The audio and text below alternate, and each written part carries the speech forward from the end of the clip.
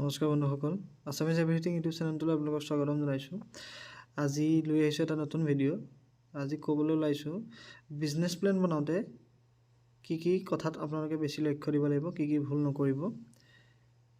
আপোনালোকে MIS কোডটো প্ৰথম শুদ্ধকৈ ভৰাই ল'ব আৰু কাৰেণ্ট যিটো ইকনমিক এক্টিভিটি সেইটো বহুতে দিছে, কিন্তু যিখন আমাৰ ফৰ্ম সেই ফৰ্মখনত লিখা আছে যে মহিলাগৰাকী এটা স্বনিয়োজন কামত নিয়োজিত হৈ থকা হ'ব লাগিব। সেয়েহে আপোনালোকে কাৰেণ্ট ইকনমিক এক্টিভিটি এতিয়া যি কাম কৰি আছে, কৃষি হওক,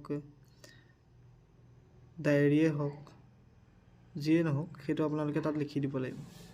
আৰু name of the business which is being plan to start or expand, যদি আপোনালোকে ডায়েৰী কৰি আছে গতিকে তেন্তে সেইটো এক্সপাণ্ড বুলি লিখি বিজনেছটোৰ নাম লিখিব। আৰু যদি নতুনকৈ ব্যৱসায় আৰম্ভ কৰিব গৈছে তেন্তে হ'লে ষ্টাৰ্ট বুলি লিখি সেই ব্যৱসায়টোৰ নাম লিখি দিব আৰু প্ৰডাকশ্যনটোত ক্লিক কৰি দিব। ক্লিক কৰি আপোনালোকে এইখিনি পূৰোৱাৰ পাছত ইয়াত বহুতে সোধা আছে চেল্ফ কণ্ট্ৰিবিউশ্যনটো কেনেকৈ লিখিম। এতিয়া এইটো কথাটো হৈছে টোটেল যিটো ইনভেষ্টমেণ্ট ওলাব, আপোনাৰ গোটেই খৰচখিনি যোগ কৰিলে যিটো ওলাব, সেই টোটেল ইনভেষ্টমেণ্টটোৰ পৰা যিটো MME 10,000 লিখা আছে সেইটো বিয়োগ কৰি দিব। বিয়োগ কৰি যিটো ওলাব সেইটো চেল্ফ কণ্ট্ৰিবিউশ্যনত লিখি ল'ব।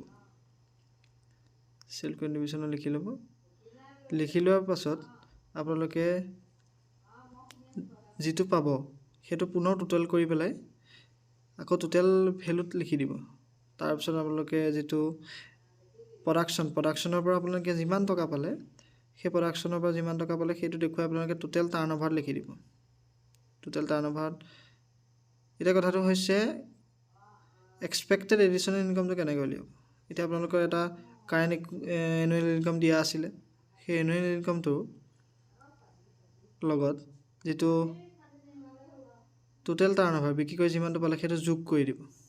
যোগ কৰি দিলে যিটো পইচা হ'ব সেইটো হৈছে আপোনালোকৰ এডিশ্যনেল ইনকাম।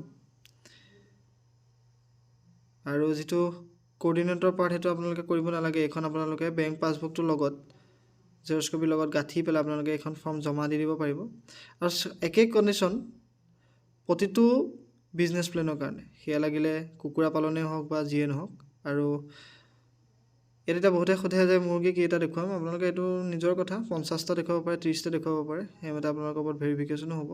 আৰু নাৰ্চাৰী বা এনেকুৱা খেতি মাটিৰ ওপৰত দেখিলে কিমান বিঘা দিম সোধে।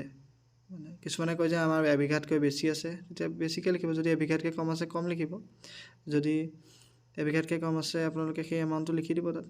আশা কৰিছোঁ ভিডিঅ'টো চাই ভাল পালে, গতিকে চেনেলটো ছাবস্ক্ৰাইব